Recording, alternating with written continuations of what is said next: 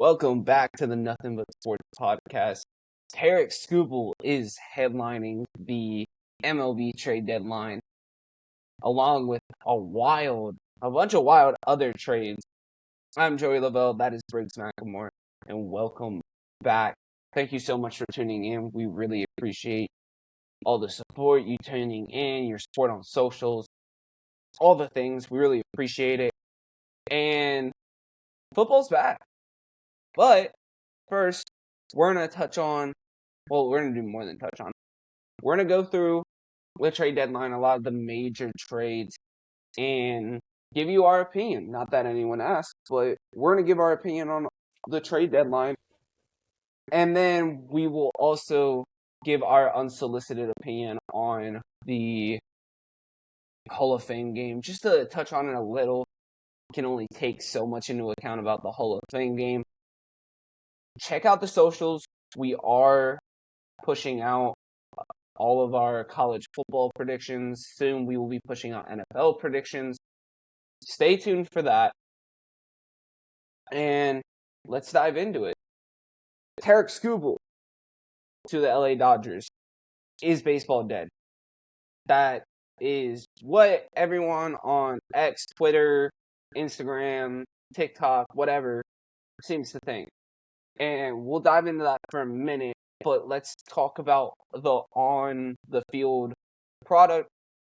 Tarik Skubal was traded to the Dodgers for 2 top 100 prospects and another prospect.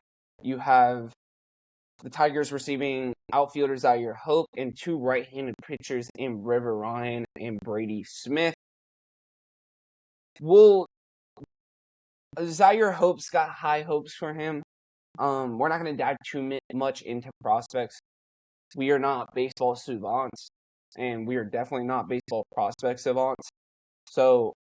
But River Ryan's a 27-year-old prospect. He's probably ready to come up to the major leagues. He's doing rehab starts right now in the AAA. He hasn't been bad. Zaire Hope's 21. He's slashing .293 and .899 OPS in AA.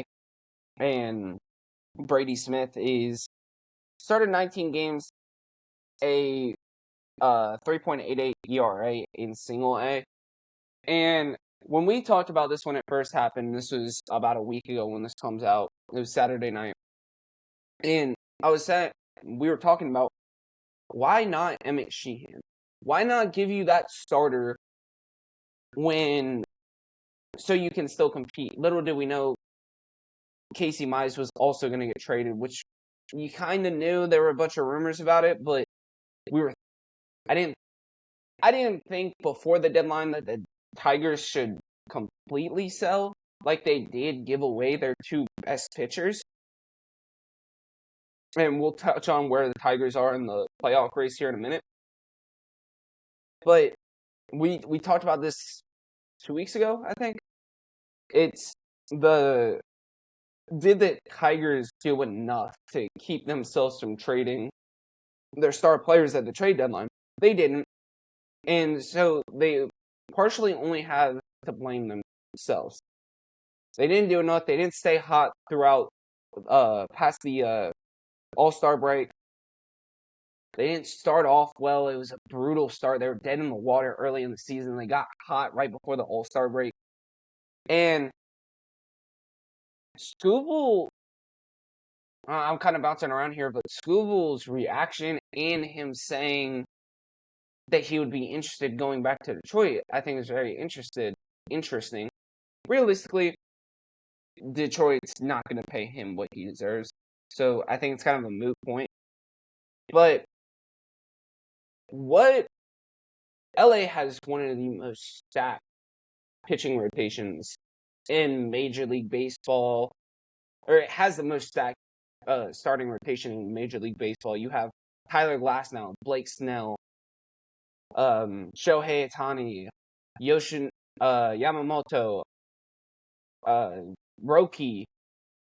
Who else am I missing? There's another one I'm missing. What's his name? Robleski? I can't remember. Yeah, Justin Robleski. It slipped my mind. But they have such a stacked rotation. They could easily go with a 6-day rotation. I know Shohei's still trying to get healthy. Blake Snell's still trying to get healthy. Tyler Glasnow's still trying to get healthy. But come playoff time, this rotation is stacked. A lot of teams have the problem of going into a bullpen game in the playoffs, which is what the Dodgers are waiting for. They're pretty much in at this point. They're 7.5 games up on the second team in the division, which is the Diamondbacks. And they have the third best record in baseball after their recent slide. Or fourth, my bad. Fourth best record in baseball as of recording the morning of August 8th. But what does this do for LA as they have just so many options in the bullpen and their lineup's already stacked through the gills, Briggs?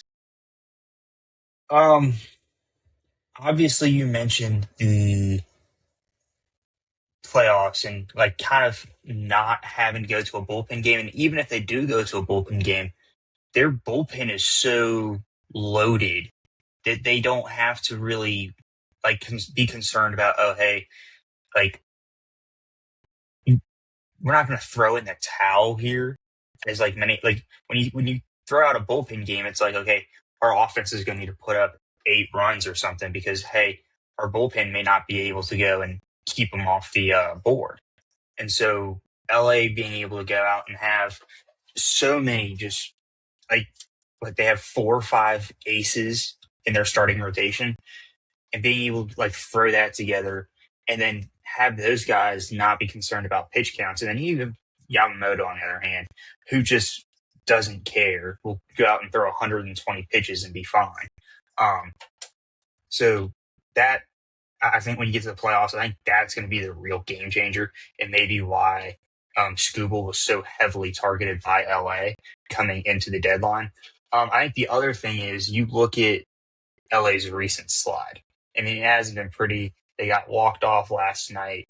They got swept by the Red Sox, who are on like fire is an understatement. I don't know if there's a hotter term for it, but I mean, completely turned their season around. They got swept by the Cubs, and so like things are sliding right now. But it's like I feel like they're in this weird spot where they're not panicking because it's the Dodgers. Like it's Thanos. Like they're getting punched in the mouth right now, but like there's nothing really like bad. It's just I'm not sure how like if this continues. I mean, it's showing that they're not immortal. What this does to other teams going into the playoffs, being like, hey, like you can knock these guys around and kind of get to them. Yeah, I mean, the deep. I mean, for teams like the Dodgers, and we talk about this for the NHL, like with the Panthers, like you're just trying to get to the postseason. Like you're just trying to survive the postseason. They'll be fine. Like as of right now, the Dodgers would have to play a wild card series. That may change. The Braves are only one game up, a half game up on them. So I mean, they've got the Diamondbacks this weekend, and then they go and play the Royals, which should allow them to get back on track. In theory, the Royals have been. That's a different conversation. The Royals have been brutal this year, but and we'll touch on the other teams that were in, like the Rays, the Brewers, and why they didn't go get them.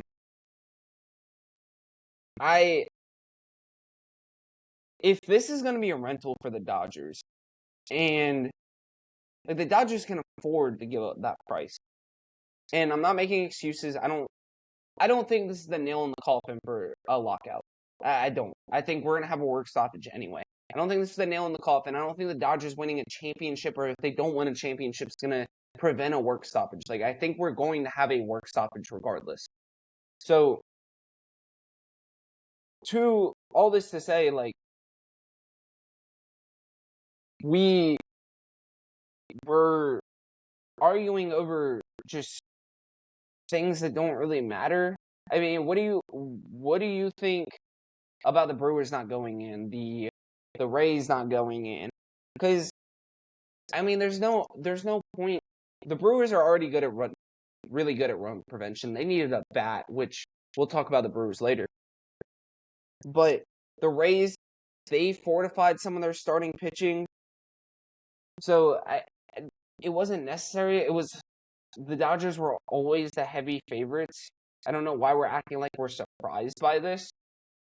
And also, what is your opinion on the Tigers not waiting until the deadline?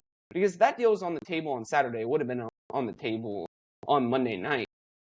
Why wouldn't you have waited for a Brewers, a Cubs, a Rays to get desperate and hopefully offer you a better price for Skubal? I was kind of mind blown that it happened Saturday night. To me, it just doesn't really make sense. Like logically, what you said with them waiting and then going to into the depths of Monday, whether it's Monday at 4:30, 5:30, right up until that 6 o'clock, like cutoff, and really kind of drive up the asking price. That makes no sense. As to why you look at the price for Skubal, and he's definitely a rental. LA, I think, will be able to fork over the $350-400 million, likely in deferred money for his next contract.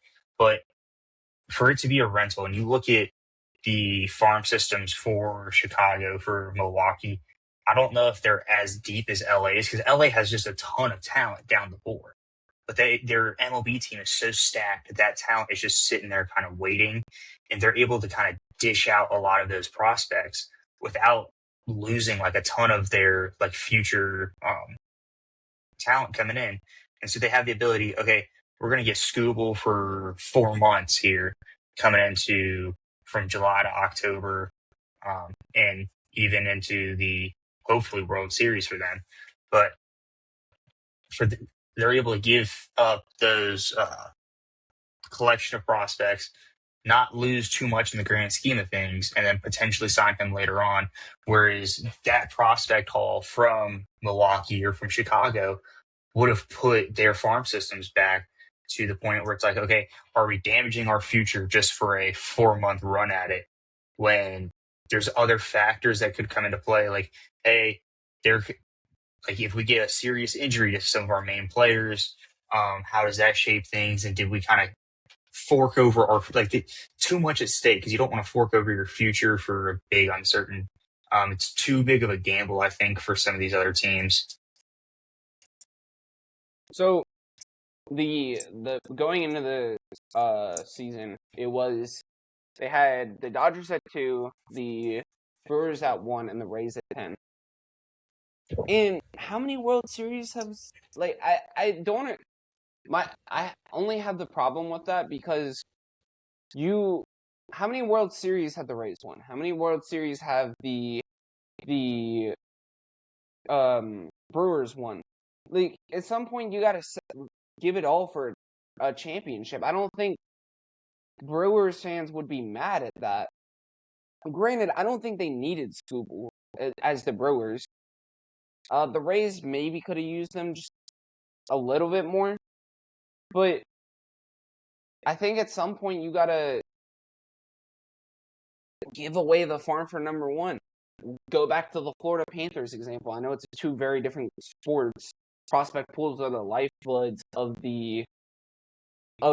baseball, and it takes a long time to work those prospects up. But I feel like at some point you just gotta shoot for a championship at some point, especially when you are the Brewers and you're gonna have to meet the Dodgers in the NLCS, or if you're the Braves, you're gonna meet the Dodgers in the NLCS or the NLDS. Whoever it is, at some point, maybe you gotta sell the farm to go get them. But anything else on the Dodgers and Skubal before we move on to the rest of a completely wild trade deadline? No, I don't think so. I think we'll get into the work stoppage kind of as that comes to fruition here in December. But Well, yeah, yeah, we'll have a lot of time to get into it, especially once we start ramping up episode production during football season. We'll have a little bit of time, especially once it starts heating up after the postseason. And I think the conversation is going to get louder if the Dodgers do win another World Series. I don't think that really matters, but a lot of people think it does. I think there's going to be a work stoppage regardless, as I said earlier. But moving on, this isn't in order of like what I grade as like the biggest trades. Is kind of how I did it in order. Luis Garcia goes to the Yankees, and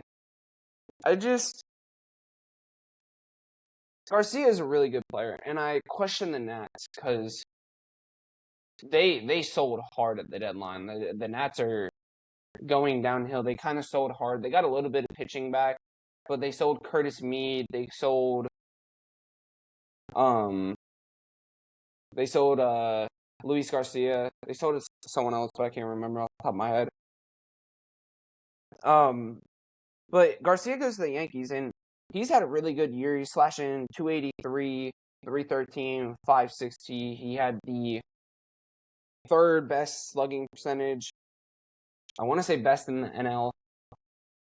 He had a really good. He's had an incredible season, career year, and for the Yankees, and we'll touch on this later too. The Yanks needed the hitting, especially with Belly, Judge, and other players being out, but they didn't need another DH first baseman. They already have Goldschmidt, Ben Rice, and now you're going to platoon all those guys. It's gonna get really weird because you have too many guys competing for too few roster spots every day. And personally, I think Luis Garcia is an everyday player, as he was for the Nats. I think that's one of the reasons why. But they get control through 2027. He's not going to be a rental, so he'll play next year. And this one kind of puzzled me along with the other move the Yankees made, which we'll touch on a little bit later. But it's a good pickup. You got some hitting, which you needed, and you have I want to say Ben Lombard. I think that was his first name. He's George Lombard. George Lombard. Okay, my bad. He's played really well in his first couple of games this season. So, like I said, they needed the hitting. The Yankees ranked 29th in OPS since the start of June, before the trade deadline. But I don't think this was a need other than the hitting part, but I think it makes defense a lot more complicated. I agree. Although their injuries are starting to stack up. Obviously Judge is going to be out for an extended amount of time. And you talk about the defensive part. The debut from Lombard was incredible. Like it almost felt like the Yankees defense kind of had a breath of life kind of blown into it. Because you've seen them make, I don't want to say stupid errors, but just it's like those like mental lapses on the field, and it's led to runs being given up, and it's costed them games in some instances. But seeing one of their top prospects make an instant impact on the field, I think there's a lot of people in the Bronx that are very excited about that. But as far as adding Garcia, I don't know if it makes the most sense, like in a move. Like you add him, and especially when you look at kind of like the long term, and you go into the playoffs, how like when you get a lot of these guys back, they're healthy. I mean, ultimately, are you going to end up sitting Garcia? Like I don't know. Like you just traded for him. Are you going to play him? Are you going to play the guys that've been here on your team your whole season? Like, how do you manage this in the clubhouse? And is there any like kind of off the field drama that's going to stem from this? Yeah, I mean Garcia so far for the Yankees hasn't been bad. I don't think there's gonna be any drama. I think the Yankees are a relatively run organization. Uh, Garcia's 267 with an 820 OPS since he joined the Yankees.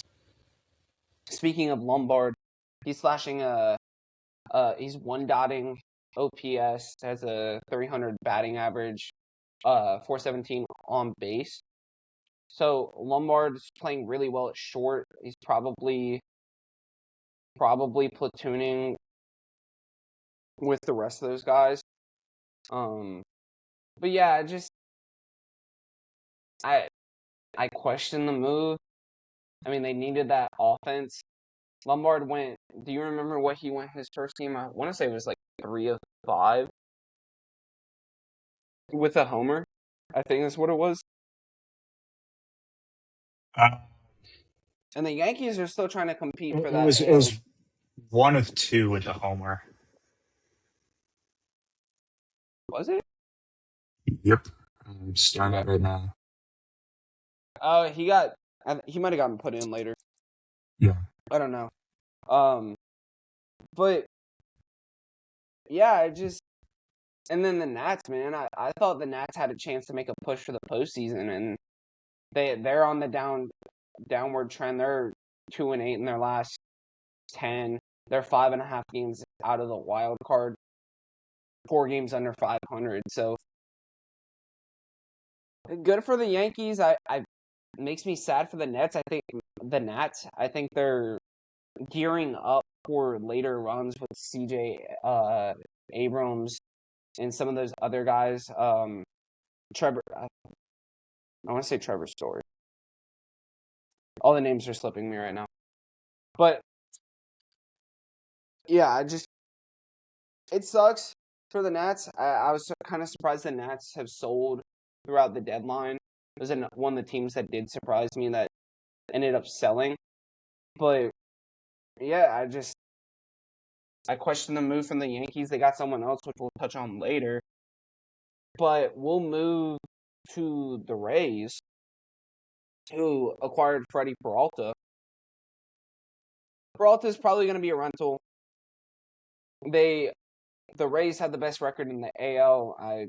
It's not particularly close. I mean, the Yankees are 4.5 games back, but record-wise, they're still the best team in the AL. And add Freddie Peralta, who's struggled a bit this year. He's posted a 2-6 record with a 6.44 ERA in his last 13 starts. But the Rays just add to that rotation, and again, we'll touch on the Rays a little bit later. But they add to that rotation of Rasmussen, Martinez, and Clanahan. And the Mets ended up getting a little bit back. They got 3 top 30 Rays prospects, so the Mets, the Metropolitans, did get a decent return, but I think a change of scenery will help Peralta. He went to the Mets this year, and then after, I want to say he played for the Brewers last year. But yeah, I mean, 2-time All-Star. Hopefully he can get it back together, especially to fortify that starting rotation for the Rays, which needed a little bit of help. But yeah, I like this move for the Rays. I think that having that 4th bona fide starter is going to help them in the long run. he did just get shelled by the Rockies in his first appearance with Tampa Bay. Only made it 3 2/3, gave up 9 hits, 7 runs, 2 home runs, and only struck out 3. I do want to say a lot of these pitchers in their first appearance, It's been rough. it's been rough. Foster Griffin for Cleveland, Casey Mize for the Padres. a Skubal lot didn't of have a good outing either. Skubal was fine. He struck out 6. I think he went 6 innings. I want to say it was He had 6 innings. he went 6. He had no offensive run support though, and that's one thing that the Dodgers have struggled with lately. They were able to put some runs on the board the other day, but their offense just is, I don't want to say gone dormant, but it is a step lower than what it usually is and what it should be. Yeah, I mean, I thought Skubal was fine. He gave up a homer, but which he doesn't really do.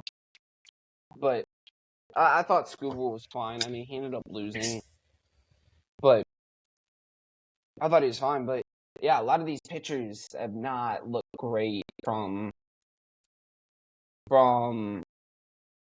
their new teams. But I think it was the biggest trade of the trade deadline day. The Boston Red Sox, who are just unbelievable right now. They're 9-1 in their last 10. Trying to see. Since July 5th, they've only lost 3 games. I think Like they've what? won 20 something. They went I from think like it's like 49. 26. Yeah, so 26-3 or something. Yeah. The Red Sox are already super hot. And they get it they take a big swing to get switch hitting catcher, former first overall pick in 2019, Adley Rutchsman. The Red Sox got 5 prospects back. Or I'm sorry, the Orioles get 5 prospects back. And they get a lot of control on Rutchsman for the Red Sox, which I think is important. He's not going to be a rental. He doesn't become. They have control through 27. So Boston takes a big swing. Adley's struggled with injuries so far this year. I don't think he's made an appearance yet, if I'm not mistaken. He has not made an appearance for Boston. Yeah, I think he's I think he is about to start rehab starts. Mm-hmm. But Adley's dealt with some injuries this year. If he can stay off the injured list, especially when it comes to playoff time, because think the Red Sox are 6.5 games up in the wild card. I think that they should make the playoffs, or I think they'll end up making the playoffs, being 13 games over 500. But yeah, I mean, it was a huge swing by Boston. They got some hitting, which is what they needed in Curtis Mead, and unfortunately he got injured. I don't think he's going to be out the entire year. I think that's the last we heard, but it's a huge swing. They have some control over him, and you might as well, especially in a league that is as wide open as the AL. The Red Sox have a better record than every team outside of the East. So the Red Sox would be first in the Central and the West. So I think it's worth a huge swing. The Sox are 5 games back on the Rays, so I think that's interesting. If they keep this pace up, they might catch up. But I mean, good. It was a good trade. Like I don't have anything else to say. If you want to touch on it, Do you think that Boston overpaid for a catcher that is extremely injury prone? Like a position that's already very demanding on the body.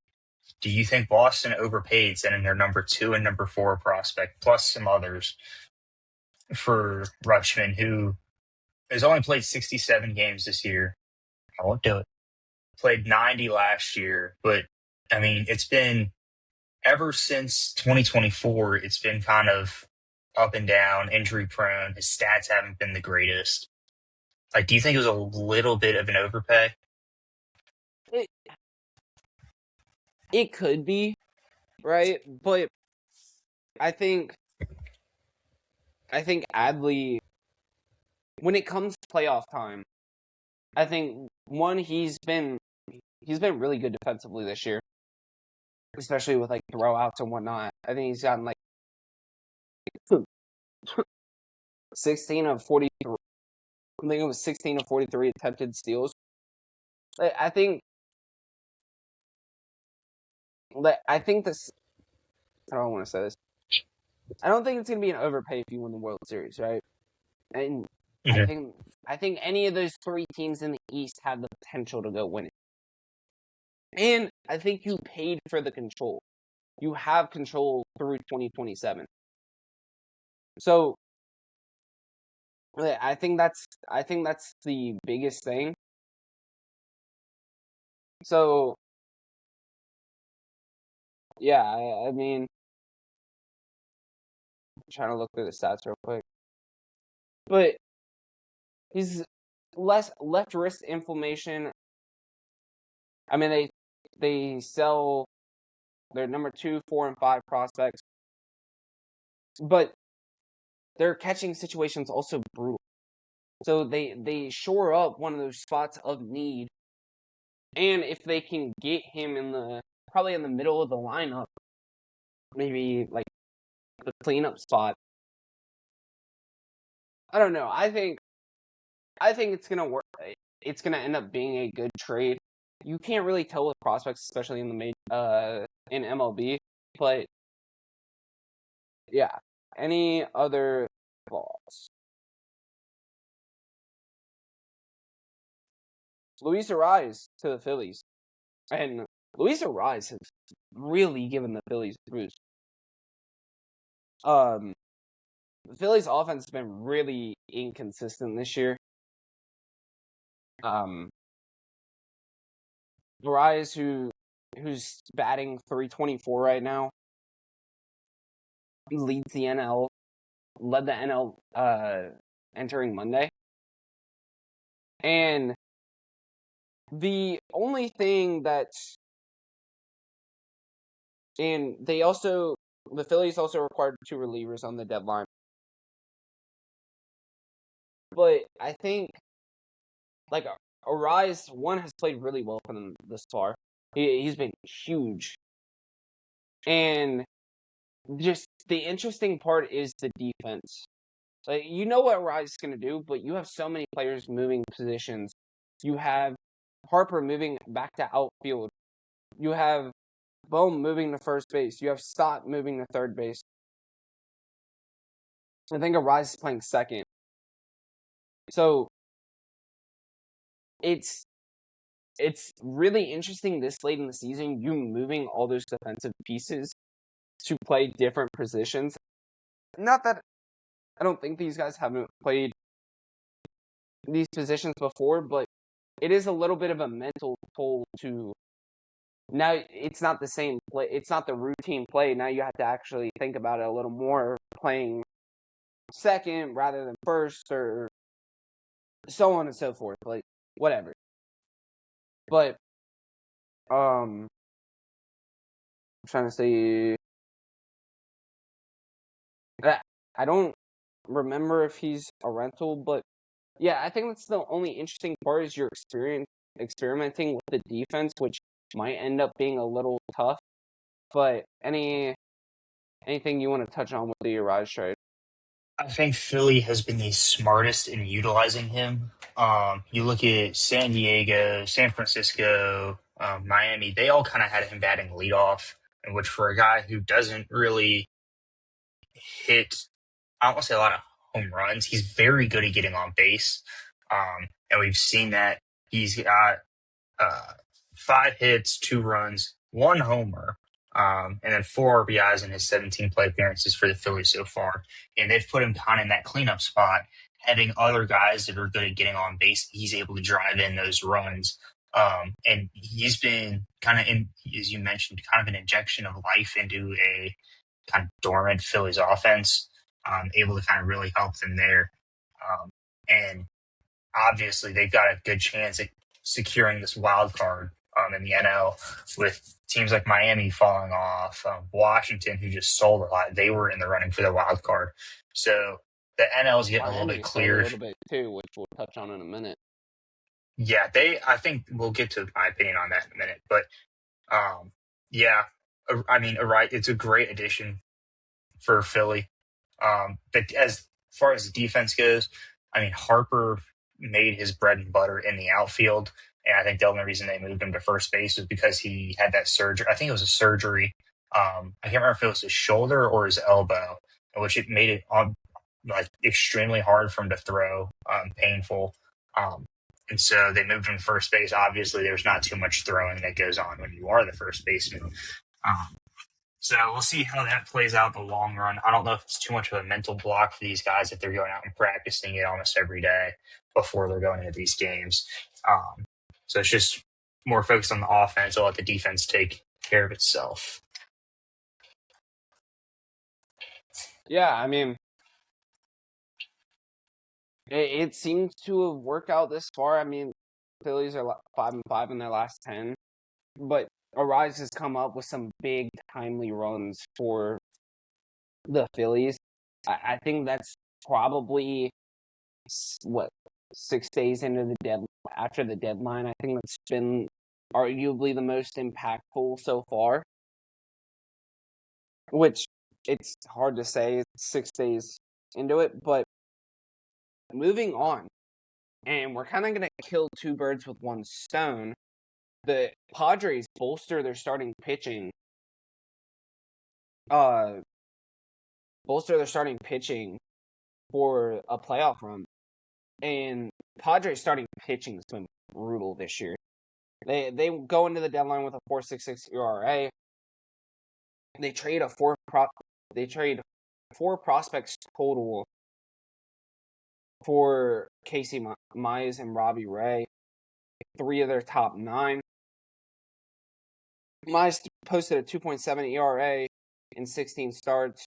Robbie Ray posted a 3.08 in 22 starts. And one of the best bullpens in baseball, or probably the best bullpen in baseball. And so their injury ravaged starting pitching, Pivetta and Musgrove has been out a lot of the year. And obviously we talked about how Casey Mize kind of got shelled. I want to say it was Wednesday night or Thursday night. But this is now the time, expecting that these Robbie Ray and Casey Mize continue their performance with the way they started. This is the time where the offense has to go. You had the brutal offense. You had the Tatis no home run throughout like the first half of the season. You had Manny Machado kind of being silent. This has to be the time for the offense to go. You are 2 games out of the wild card spot. And the Diamondbacks hold that spot. The Diamondbacks and the Phillies hold that spot. This offense has to go, and it's got to be relied upon that the offense, who's been questionable this year, now you have a really stacked pitching staff. Especially, I know there's stuff going on with Pivetta about his contract potentially being voided, but saying that Pivetta and Musgrove come back, this is you have a really good bullpen. Mason Miller headlines that bullpen. And now you have the starting pitching where you have a 4-man rotation that can really go. So this is the time for you to go. And hopefully it works out for them. It's going to hurt because I believe they're both 2 rentals. But this is the time for you to hit it if you're the San Diego offense, and you've got to get those timely hits to give your pitching some run support. I've got a big question for you here. Are you like surprised or not surprised at the fact that Mason Miller was not moved, being how high his trade value is right now? you don't make these moves if you were ever going to plan to trade Mason Miller. I think if the Padres offense hadn't woken up, what was it, a little more than a month ago, and they were still struggling, they've gained some ground. They started to chip away at some of those numbers that were very brutal earlier in the season. They've gotten a little bit better now. The Padres didn't add any bats at the trade deadline either. But I think the Padres are trusting their lineup and that thinking that they can get there. And it's not very often you have a bullpen as loaded as this one with the best closer in baseball. Because in a playoff game, if you get it into a safe situation, you're going to win that game. Like, Mason Miller will win that game. And I wouldn't be surprised if you have Miller in the playoffs, if they make it, potentially doing 4-out, 5-out save opportunities where you need him to, if you need him to. So, I'm not surprised, but I thought the Padres were going to sell a little bit. But I mean, they're 3 games over 500 right now. They're 6-4 in their last 10. So, the Padres were one of those teams that I thought could have gone either way. And once we seen the I forget which one came first, but once you saw the first trade, or it was the Robbie Ray trade.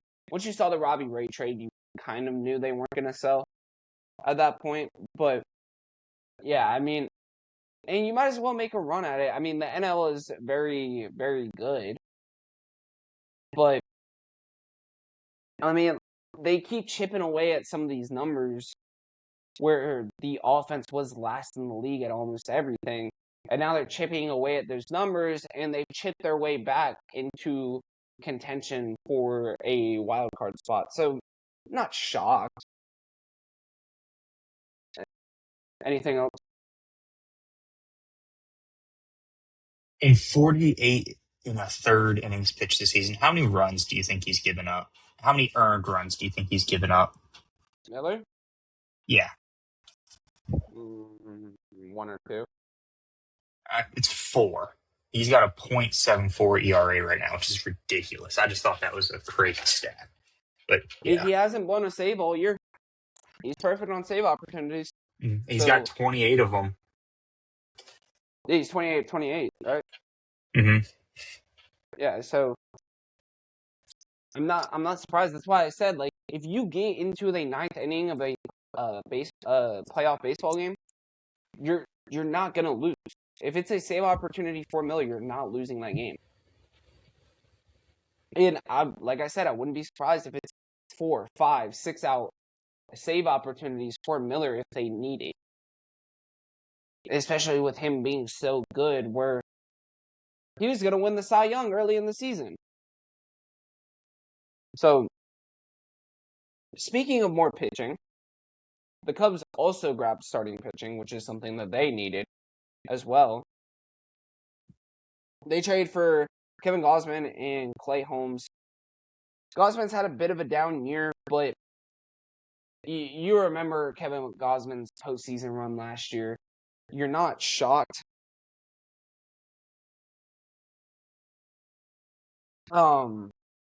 He had a huge postseason run last year. Holmes has been out since May, but he should be returning soon. He just took on a second rehab start. And this is what they needed. And he's likely going to be a rental. We'll see. But the Cubs needed the starting pitching help. They got it. And they also got Tyrone Taylor, who in the Clay Holmes trade, he's slashing a 1,300 OPS since June 28th, since he returned from injury. Just think that's worth noting in the outfield. But yeah, I mean, the Cubs, they're 4.5 games back of the division on the Brewers, 6 games up in the wild card. I think they needed the starting pitching, especially with some of the injuries they have. being beat up. And kind of how I said as the Padres, like, this is the time to go, and this is where you can compete. Whereas I think, like, I lean towards more pitching let them down last year in the playoffs. Briggs. I completely lost your train. I completely lost my train of thought there. Gosman and Clay Holmes going to the Cubs.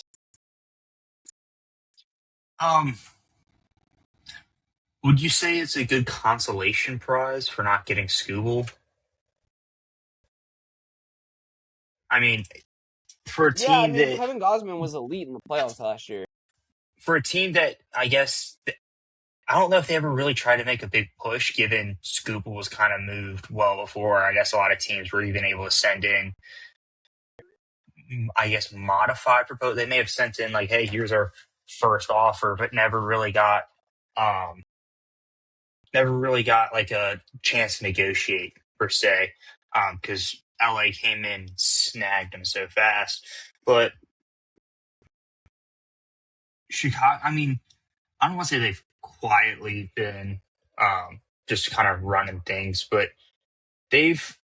Would you say they kind of like I don't want to say flown under the radar either. I mean, they're right under Milwaukee in the Central, but like they haven't really been at the top of the headlines this year. And I don't want to say that it's scary, but they've. I'm trying to figure out how to say this, but like they've been efficient. I mean, they're 68-49. They've done very well pitching wise already, adding more depth as you go in. And I mean, looking at the NL wild card, I mean, you have, let's see, the Cubs who Yeah, lead pull it. it Then up. you have the Diamondbacks and Phillies. As of right now, at time of recording, they would play. They'll play the D-backs. D-backs are the Phillies. I think the D-backs are the tiebreaker. Yeah. They'd have the D-backs at home in a 3-game series. So, and I really like that matchup. And Wrigley Field, I think, is a very good home field advantage. We saw that in 2016 when the Cubs made their run.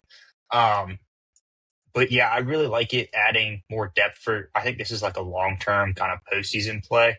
I don't know how much it's going to add to what they're already doing in the regular season. It's just kind of putting an extra layer of icing on the cake. If that makes sense. But yeah. Well, you get that super experienced postseason pitcher that went bananas in the postseason last year in Kevin Gosman. Clay Holmes, he's doing rehab starts right now. We'll see. Yeah, we'll see. Last but certainly not least, my Cleveland Guardians at bats and Foster Griffin. Foster Griffin, he had a rough start, whatever, but he bolsters an already really good starting rotation. Interesting to see where they all slot in because I think all 5 of them, the five-man rotation has taken all the games except one this year. So I think Foster Griffin was really good. He's had a really good season this year after being in Japan the last couple of years, which isn't a typical path to come back. They had Joe Adell as well. He had some thump. Like Joe Adell adds some thump. He adds good defense in the outfield as well. He's under contract through 2027.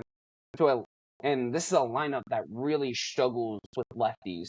And Nathaniel Lowe will replace Kyle Manzardo.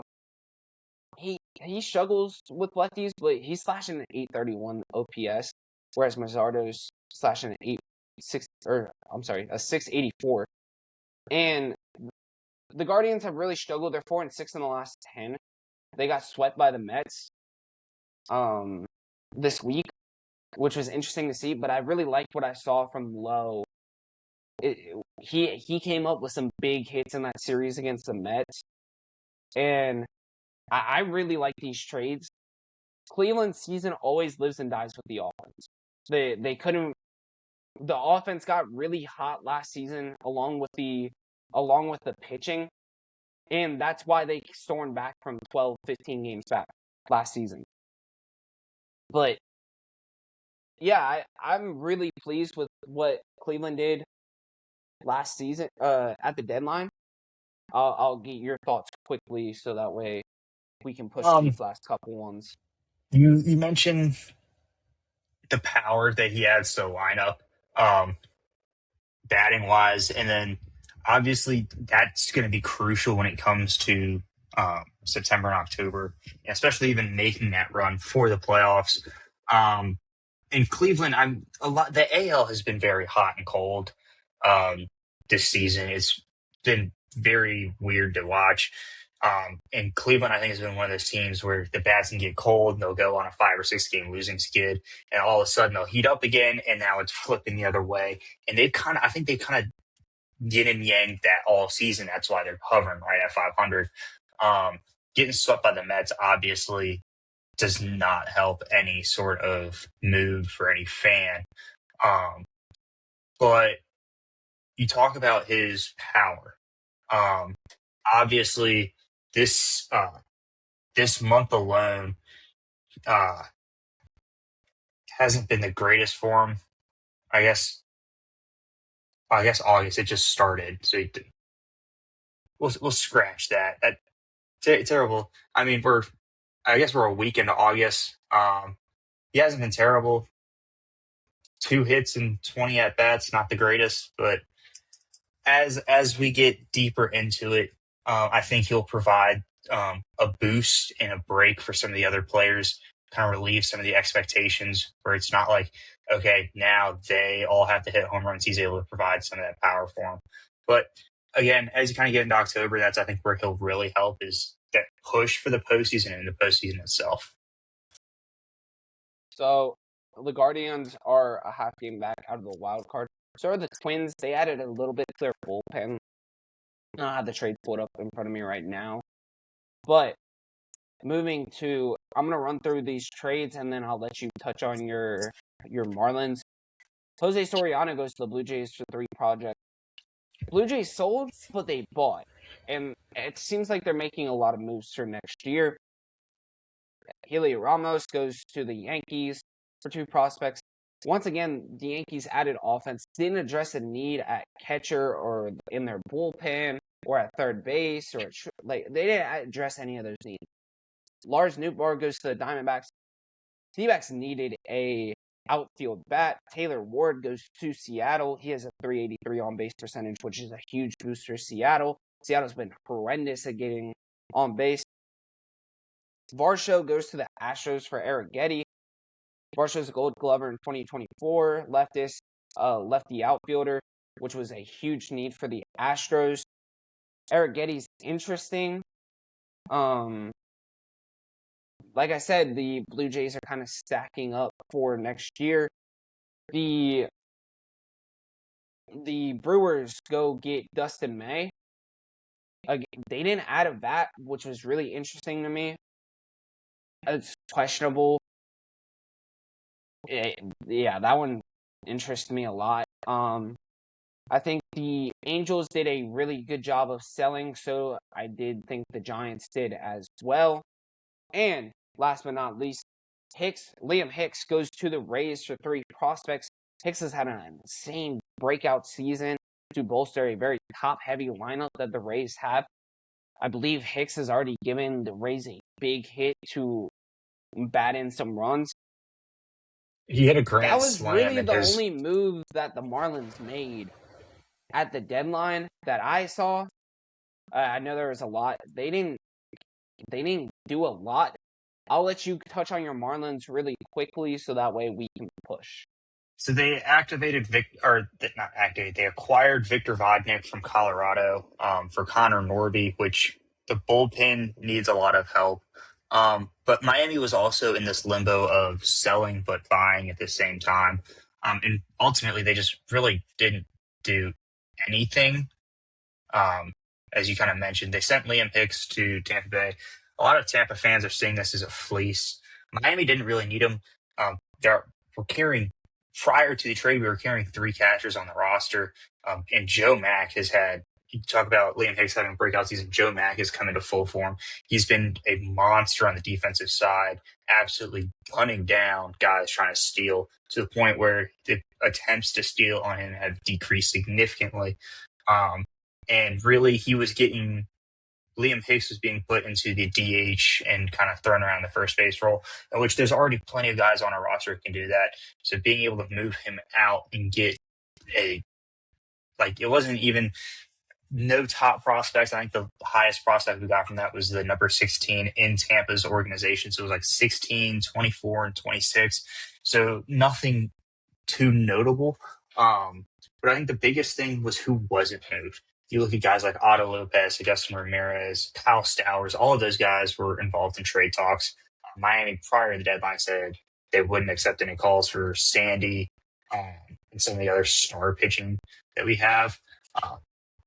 But for them to not trade and then be, prior to the All-Star break, be 10 games above 500, and now be 1 game under and kind of fall further back in the wild card race.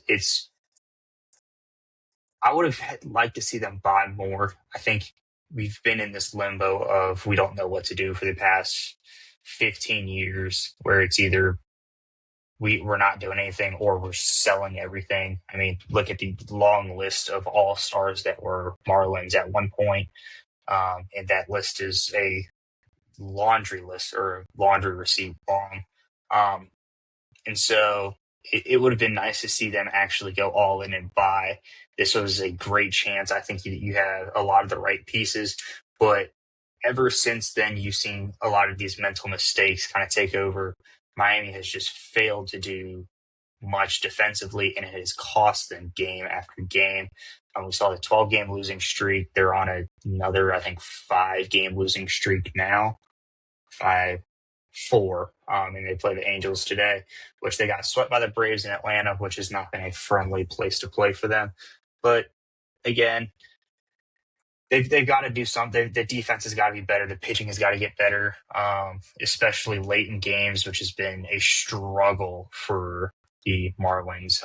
But they've got to, something's got to change if they want to make the postseason. Right.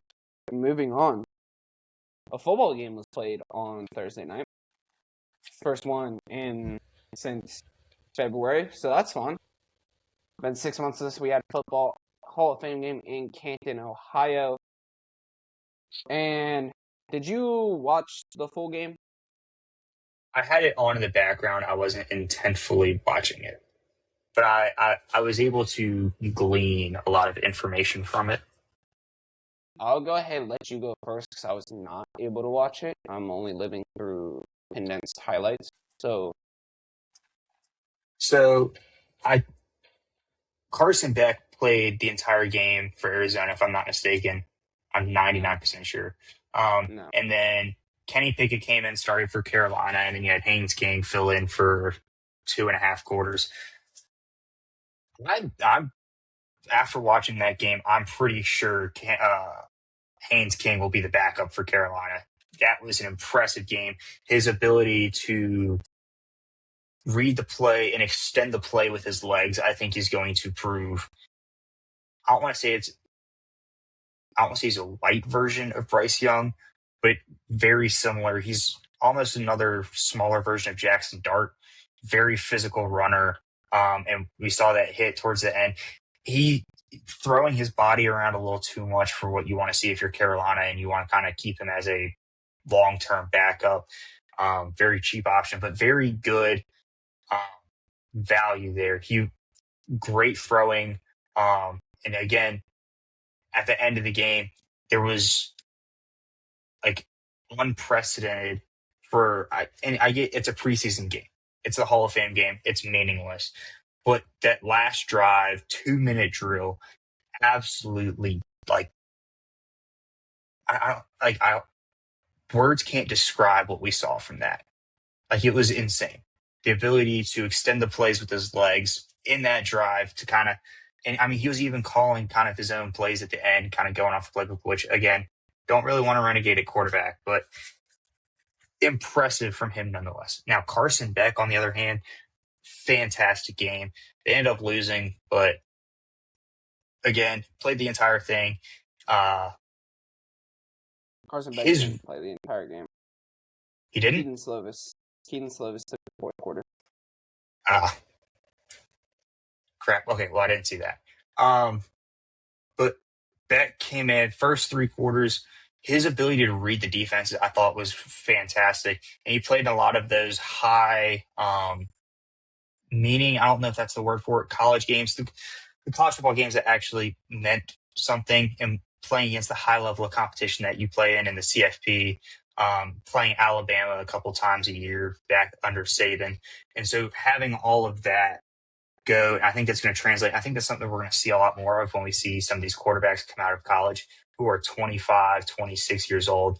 They're older. They spent those extra years with the NIL, and then now we're making the transition a little bit more kind of pre-developed before they're getting to these NFL teams. So I think we're going to see, and I think it's going to be a trend kind of overall of some of these rookie quarterbacks coming in a little bit more ready than what we've seen previously, where we've needed to see, like, Patrick Mahomes in his first couple of seasons sat behind Alex Smith and didn't spend the full time in college that what you're seeing these guys now.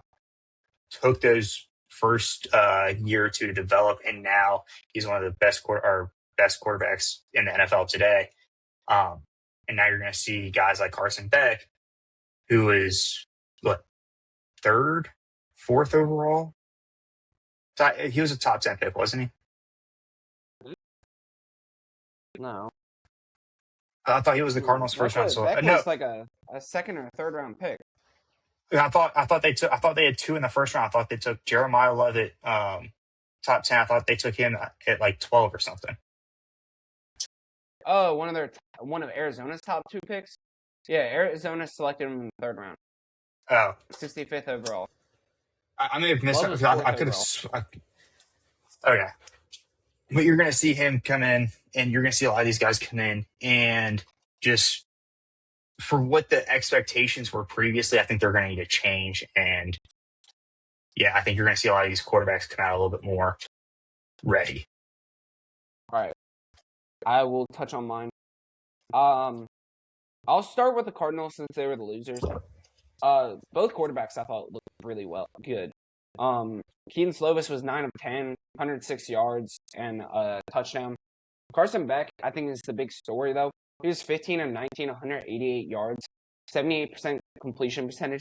He was very accurate. His fundamentals looked really good. I think his feet, like his footwork was pretty solid. What you would expect to see out of a quarterback is experience as Carson Beck. He only took 1 sack, which Beck had a problem with a little bit in college, is when he got pressured, he would take unnecessary sacks instead of getting the ball away. So I thought Beck played really well in that front. I can't remember his first name off the top of my head.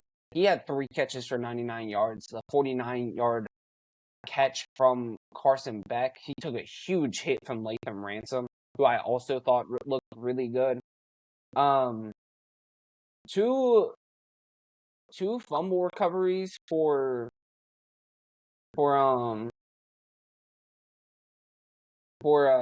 I'm sorry, that I read that wrong. But yeah, I mean, the defenses were both questionable, to say the least. But typically you see early in seasons, the defenses are a little bit better. Like, it typically takes teams. But both Beck and King, like, really, really showed out and really commanded these offense. I was really impressed with Carson Beck. I saw an Instagram post. I don't know how true it is, but supposedly the Cardinals are pissed that they paid Brissett $15 million, even though Carson Beck played as well as he did. I don't believe that because you're stupid if you didn't think Carson Beck was gonna.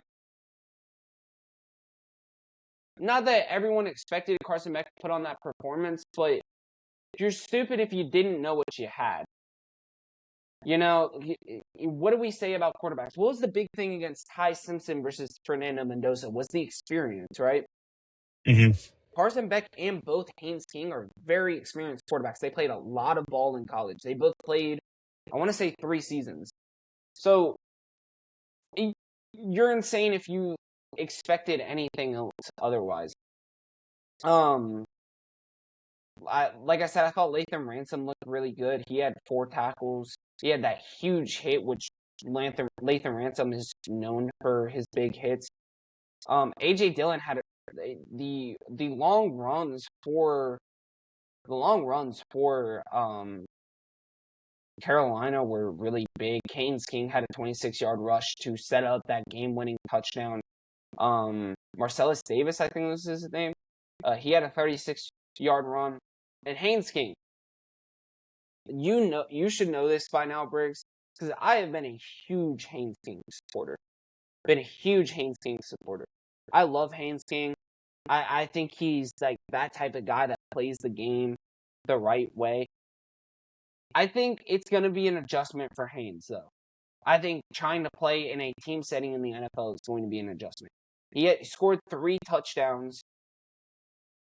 3 out of the 4 touchdowns that Carolina scored. He was 21 of 34 for 180 yards, 2 touchdowns, and then 3 rushes for 39 yards and a touchdown. Haynes King is going to have to...